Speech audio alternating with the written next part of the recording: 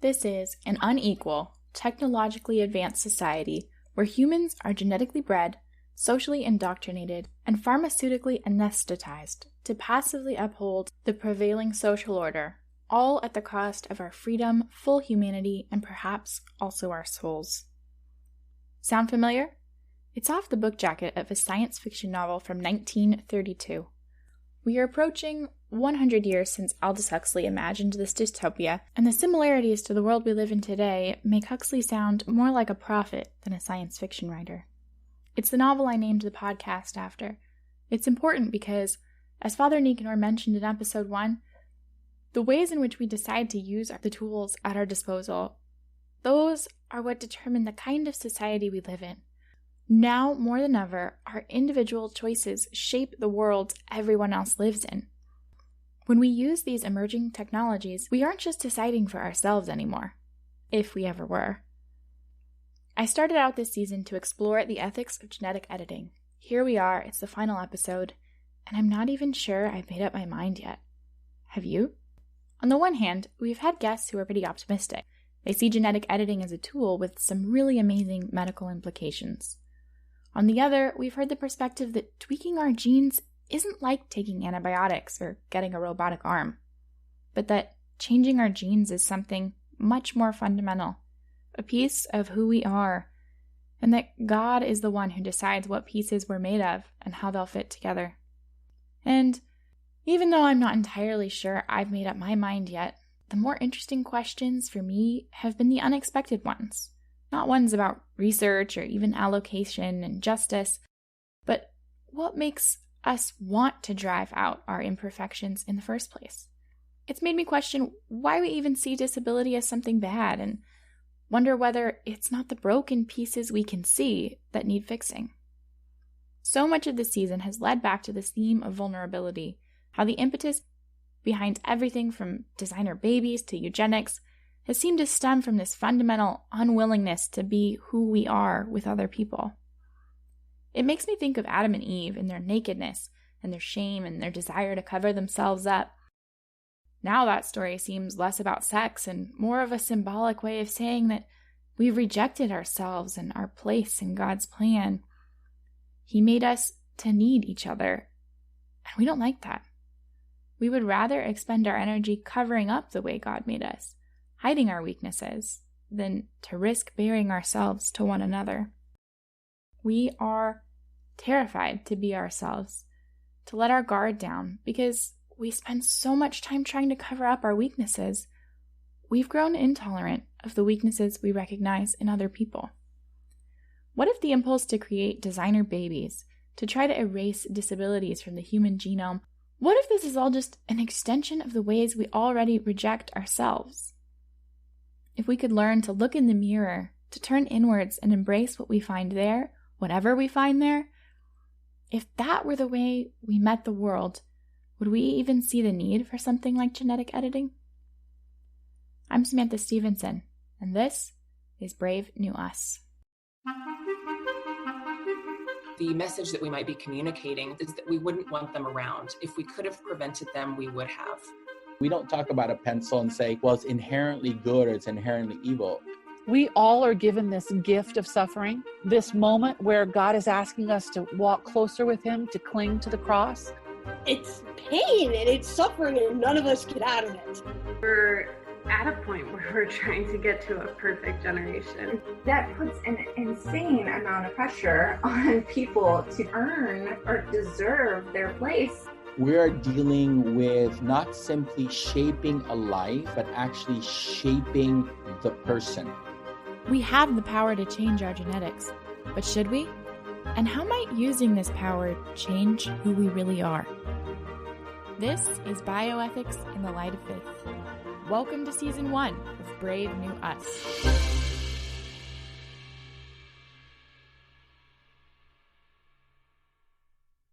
I wanted to have a conversation with someone who's thought more about this idea of vulnerability than I have. I reached out to Shannon Evans, author of one of my favorite books, Embracing Weakness, The Unlikely Secret to Changing the World. Shannon is a rare soul whose warmth and kindness matches the beauty and depth of her writing. there was definitely a conversation about, is anybody going to buy a book called Embracing Weakness? Does anybody really want to do that?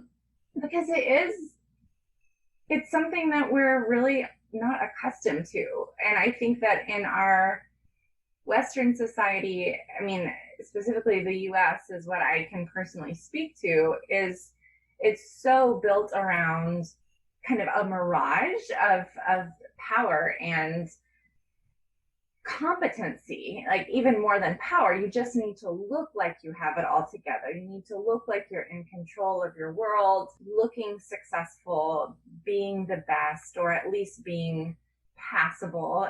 But nobody wants to be seen struggling. Nobody wants to be seen as vulnerable.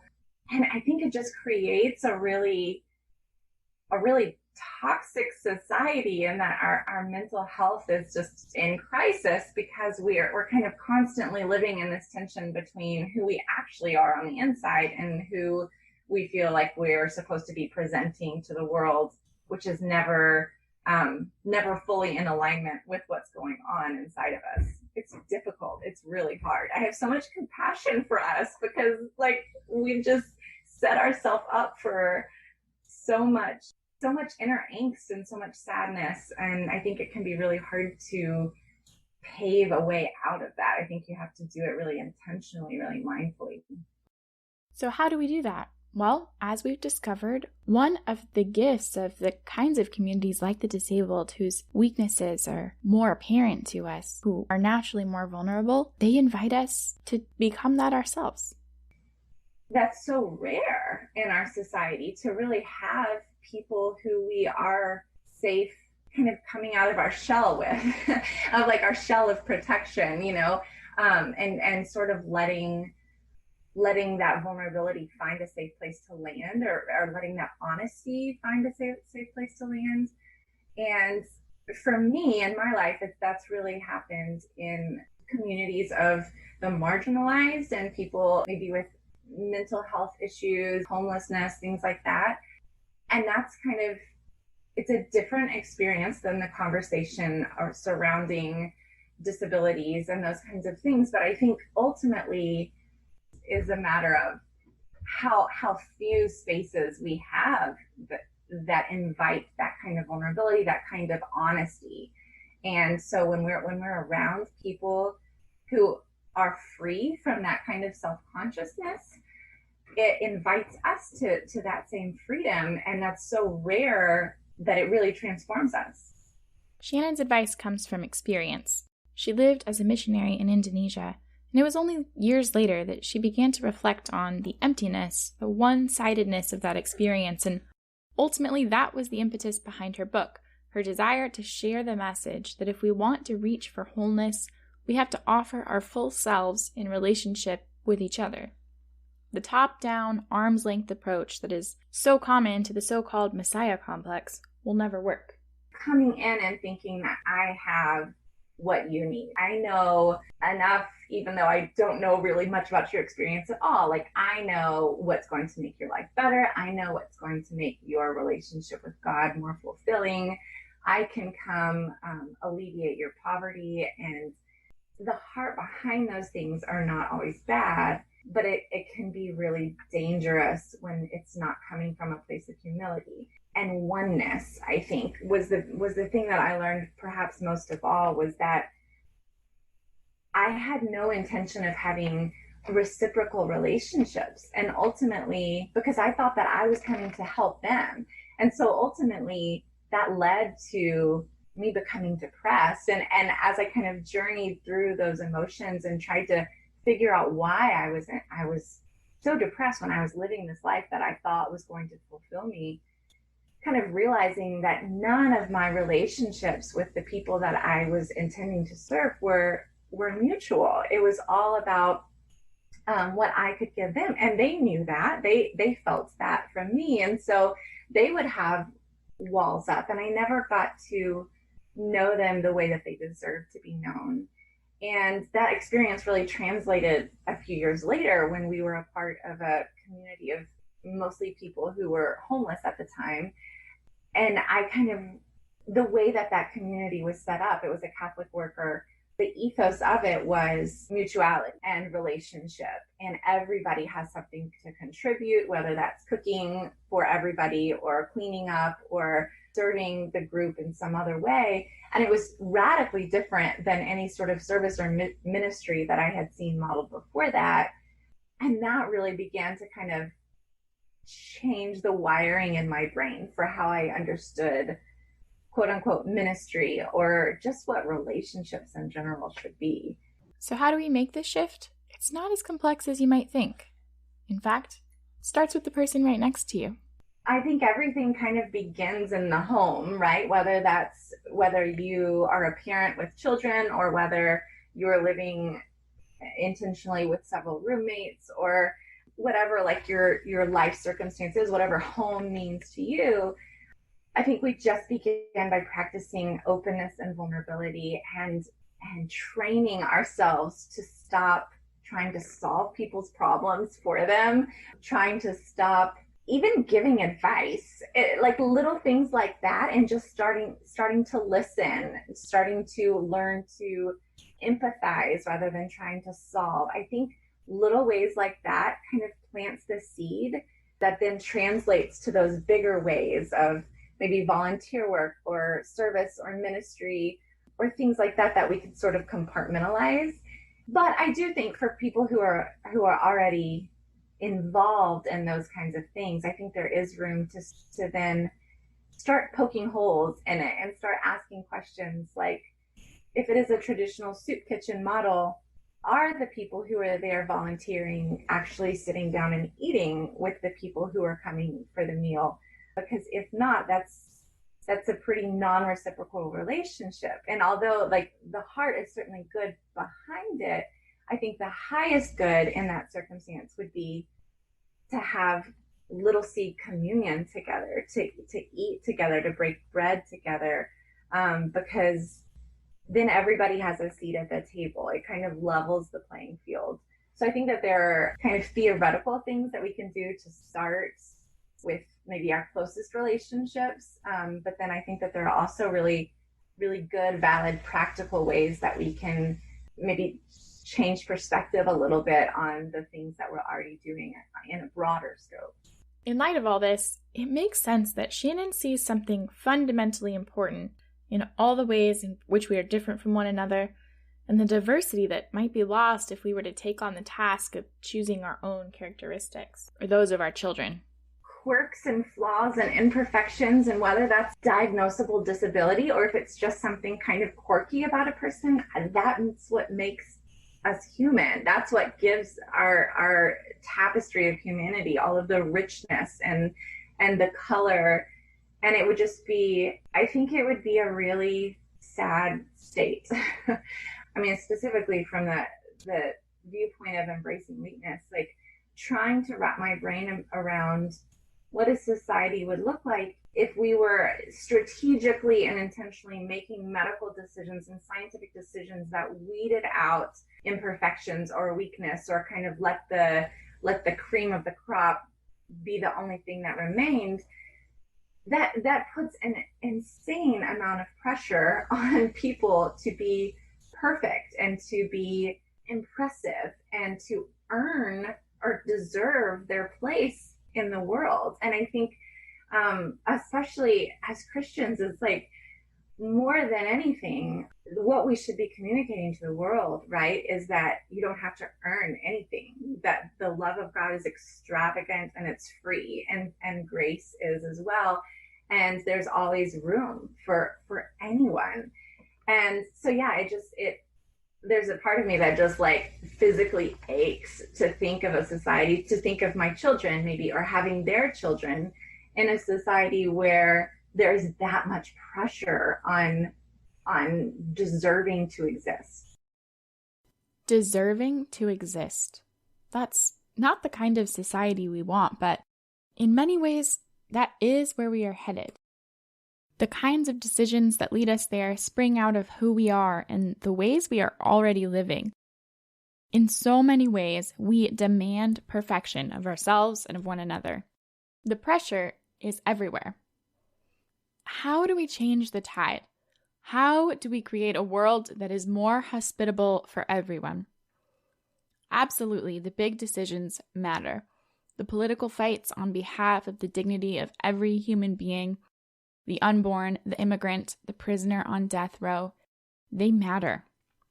They are worth fighting for. But if we want to shape a more hospitable world, it starts with us. We start by becoming more hospitable people.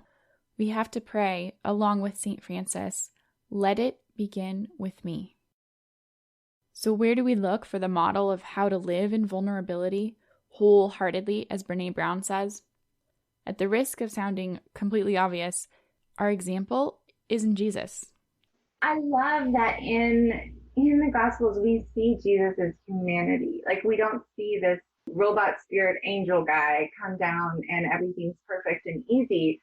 We see him struggle in relationships. We see him experiencing really normal human emotions. We see him physically weakened when he's fasting, or we see him tired and need to nap or need to get away from the crowd because he's like, I'm done being an extrovert for today. All of these very human things that we can identify with. And I think that there's a lot of our spiritualities that miss that. I think we think so much about Jesus's divinity, and we don't spend as much time thinking about his humanity. And I wonder if we did, like, as a communal body of Christ, if we did really explore that the way that it deserves to be explored, how it would affect the way that we engage fellow human beings and the way that we are able to be honest with ourselves and be able to accept our own humanity. Because I think the more that we see the dignity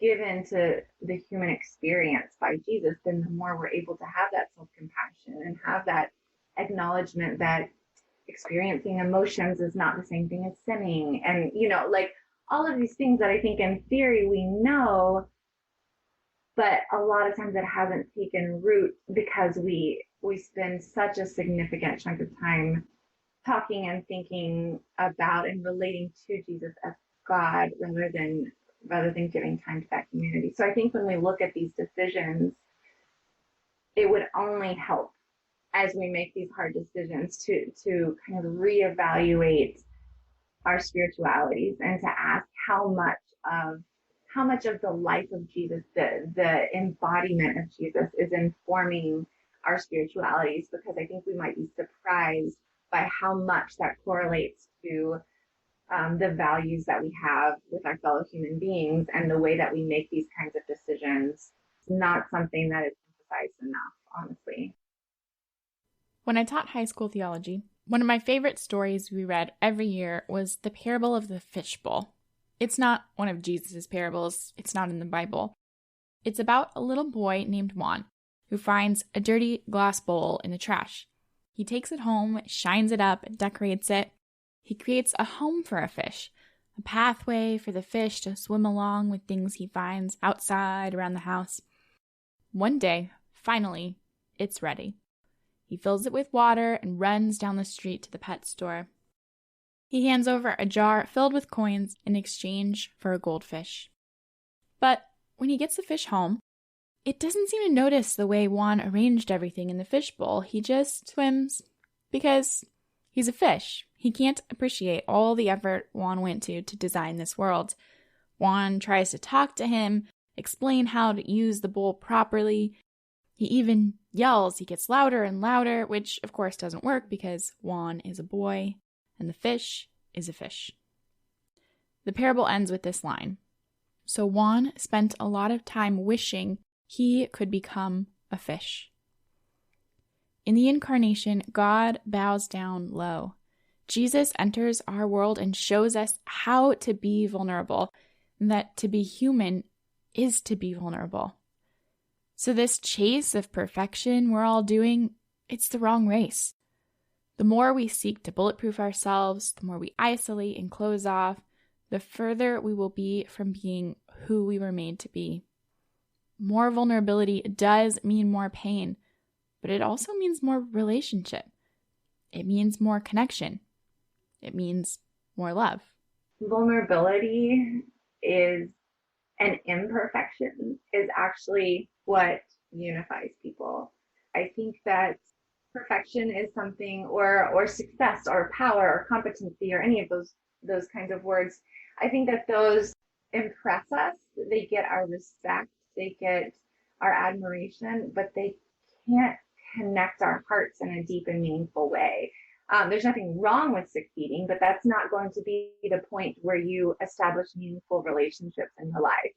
That is its own thing, but that's not how you form deep connections with other human beings. Like, we are wired to connect through our through our imperfections, through our shared struggles, through our just think about the times that in your life that you felt that spark of connection in a conversation with somebody, that deep feeling of belonging.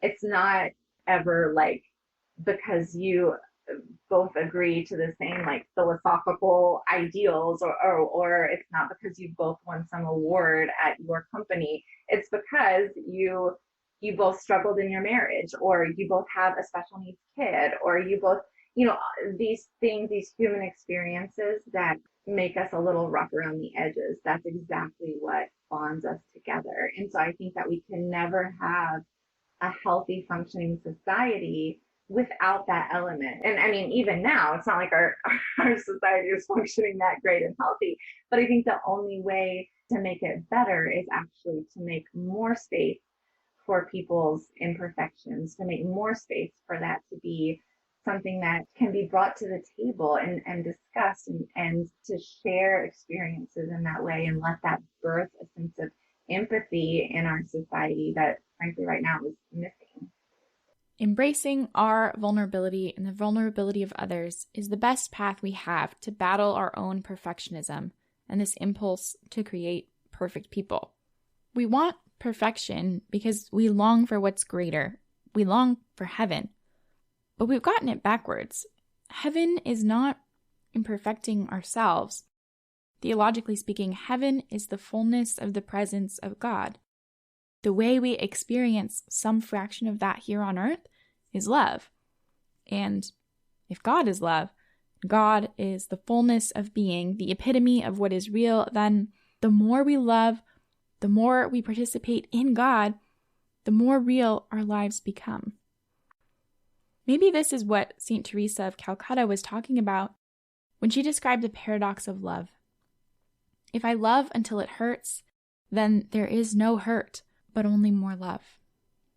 When we run from suffering, when we pursue lives of ease and leisure, what we are actually escaping is life itself, and with it, the love that brightens reality.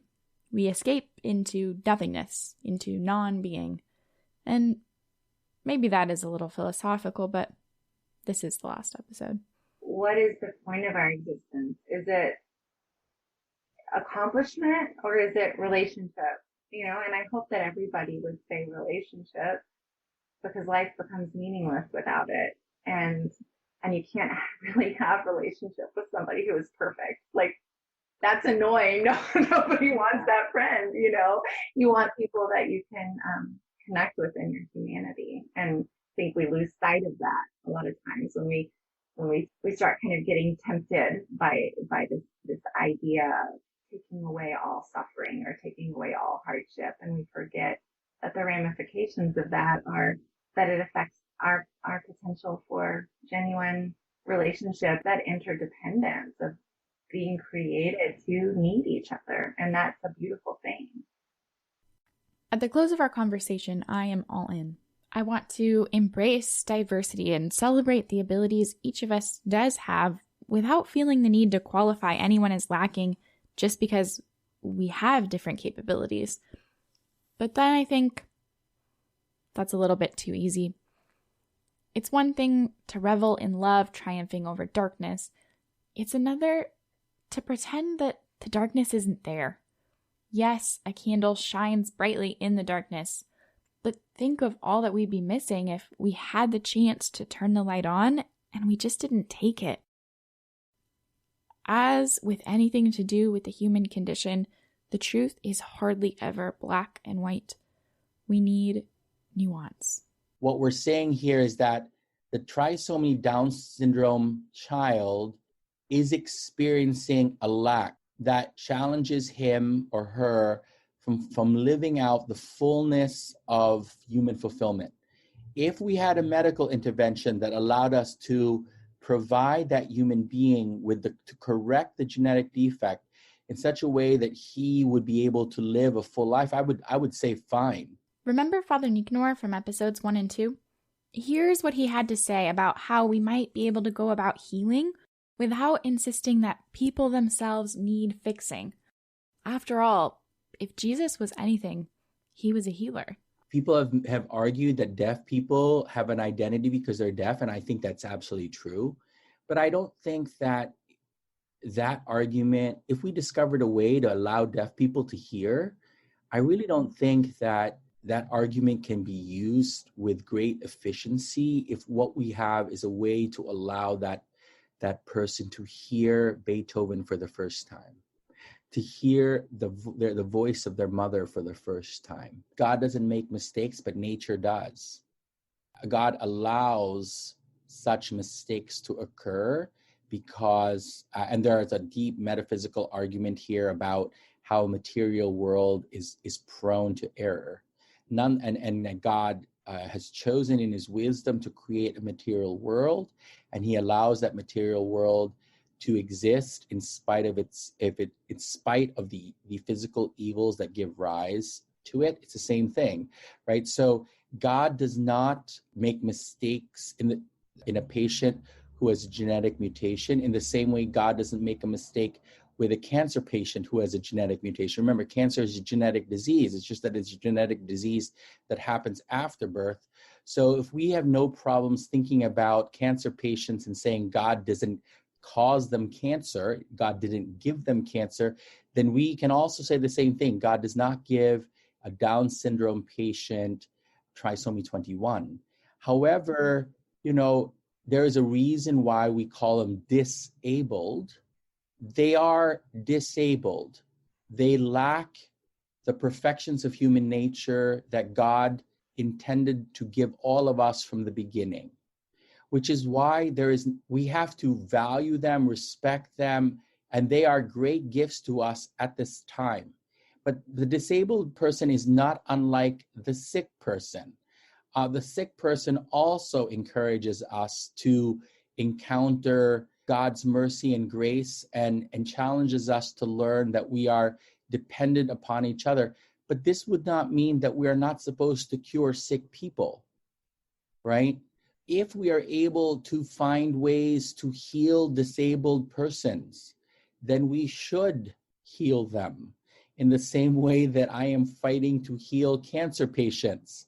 And I would hope everyone agrees that even though they are often mirrors of our fragility, they help us to see ourselves, to see our creatureliness, to see our brokenness, we still would hope, because they are suffering, to give them what they need to heal. And disabled people, no matter how well adjusted they are deeply aware that they lack something that their brothers and sisters have. And so if God gives us the opportunity and the capacity to return to them what should have been, I think you can see that there should be no moral problem with that, right? Because we are helping them to be fuller than they are. Now, they are full, of course, but if we can, it's just like a cancer patient can be full, but that doesn't mean we're not going to give them the chemo. This does not mean we're going to do the surgery. And if we are able to do genetic engineering, genetic surgery that will allow a Down trisomy baby to live a life without the challenges, without the struggles of Downs, I would be the first one there to say, let's do it. Let's help this brother of ours to live a fuller life than it was possible at birth because of this genetic disability. So, as much as I want to protect people with disabilities, this also makes sense to me. If we can heal, we should heal, right? Except, what about all of the ways that our vulnerabilities bring us together? It makes me relieved that for now, those decisions are not mine. At the same time, at the rate things are going, that won't be the case forever. We will need to weigh in. What will we say? At least for my part in all of this, I would prefer to be standing with whoever needs the most protection and to avoid doing anything that makes the world less welcoming for people like them. If it is less welcoming for any of us, it is less welcoming for all of us. But what about this idea of healing? Making the deaf hear, that's pretty clear. Jesus himself did that. But what about those disorders that color the whole identity of the person? I keep thinking back to this class I had as an undergraduate. We were reading Augustine and talking about resurrected bodies and how in heaven all will be made new. And I wonder, for people whose capacity is so limited here on earth, what will it be like for them? Christ makes everything new. When we see each other in heaven, we will be whole. Now, it's interesting, though, that the Savior's body, his resurrected body, will be wounded for all eternity. And it will be wounded for all eternity because the wounds were the means by which he fulfilled his vocation to be Savior. They are an everlasting sign of his love. So there are fathers, saints who have suggested that our bodies in glory, and they will be glorified bodies, and they will therefore not have any of the deficits that we experience as deficit here in this life, may still be wounded in that they will carry the marks by which we became saints. So someone who had a tumor, but it was that tumor that made her a saint, may carry the tumor now not as a sign of illness, not as a sign of suffering, but as a sign of victory. And if you could imagine a Down's child in glory will not have the cognitive deficits that she is experiencing in this life. But you could imagine that God in his glory could allow her to maintain the facial features of a Down's person in order to reveal to all of the elect how her cross was the means by which she cooperated with great grace in order to allow Christ to save her. So you see, what will happen is we will not be wounded in that we will carry wounds that hold us back, that prevent us from becoming who we are. But we may carry the remnants of those wounds, now transformed, now resurrected, now glorified. So, what do you think? Are you in? Here's where I show you my cards, if I haven't already. The thing I love about bioethics isn't really about the bioethics at all. I'm less interested in the actual nitty-gritty of how exactly it's permissible to do the X or Y thing, though I think that it is important, don't get me wrong. I'm more interested in the kinds of things that lie beneath these questions. See, you can't really unearth the truth about how to treat human beings or what human beings should do unless you unpack something more fundamental, and that is what human beings are. What are we made to be? And that is the discussion we need to be having, because somewhere along the way, we've forgotten that. In a society that wants to strip religious influence out of every cultural and political sphere, we need to speak up. And I don't mean we need to be shouting louder. I mean, we need to make space for the kinds of conversation that bring everyone's wisdom to the table, especially religious voices, because, as it turns out, these traditions have been talking about these kinds of questions for thousands of years. What we need isn't to silence those voices or get rid of their influence as though there's some kind of freedom of thought in plugging one's fingers in one's ears and saying, "I'm not listening."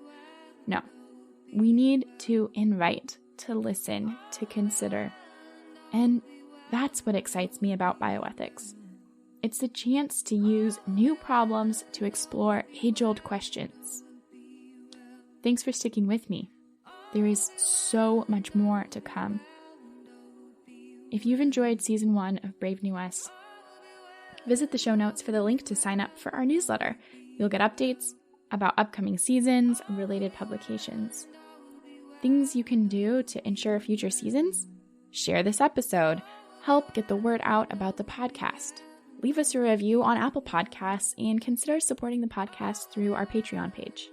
The link to see all of the great benefits like extra content and the ability to vote on topics for future seasons, that's in our show notes, as is the link to check out more of Jessica Gerhardt's amazing music. She's the genius behind the song you hear playing right now at the end of every episode. This season would not have been possible without our fantastic guests. Please be sure to check out the show notes once again for links to all of their books, social media. Let them know how much you've enjoyed their work. Special thanks to Lauren Klingman and Mackenzie Kim. Until next time, I'm Samantha Stevenson, and this is Brave New Us.